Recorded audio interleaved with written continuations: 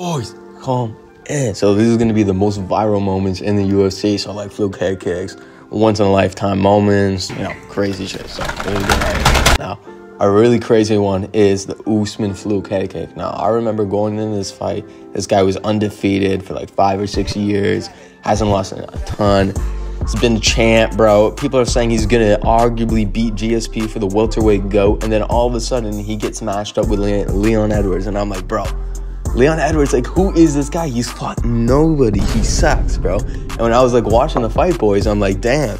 Dude, Kamaru Usman's mauling him. Another title defense, bro. He's finally tying Anderson Silva for the 16-fight win streak. But all of a sudden... See the gas tank here. Yeah. He may have resigned himself to losing a decision. Well, that's what Dean Thomas said. Yeah. Dean feels like that would be a moral victory for Leon Edwards.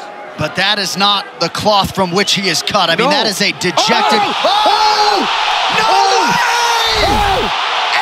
There it is. Everybody was going crazy, bro. Leon Edwards' hype went from like 1% to like 110%, all because of a fluke head kick. And it's crazy, bro. And after that fight, Leon actually secured another win, which secured him as like kind of better than Kamaru Usman in legacy-wise. It's honestly kind of insane, bro. Now, another one that's also crazy that you guys know is Conor knocking out Aldo. Now, boys, when you look back in the day, okay, everybody wasn't going Conor for this fight. A lot of people were thinking back in the day, bro, Conor's getting pushed too fast. I think the only way anybody at 145 is going to beat José Aldo in the next 5 years is if they catch him while he's sleeping in bed.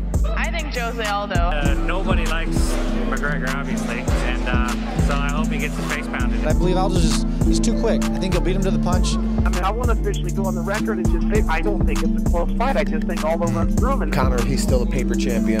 That's not his belt. That's his second place belt, and he'll have it until Aldo gets a piece of it. Yet again, bro, Aldo hasn't lost in 10 years. He has a ton of title defense. And at the time, Conor McGregor just beat Chad Mendes. So, I mean, obviously that was a good win back then, but people are like... Conor, he's still a paper champion. That's not his belt. That's his second place belt. And basically, Khabib was actually the only one who's like, man, Conor, bro, this guy's actually going to knock him out. José Aldo, maybe finish him. But a lot of people think José Aldo beat him. But my opinion, I think he killed him. When the fight started, the hype was probably the most insane hype ever, bro. It basically skyrocketed the UFC into what it is today, okay? This moment. Green trunks for the southpaw, the notorious Conor McGregor.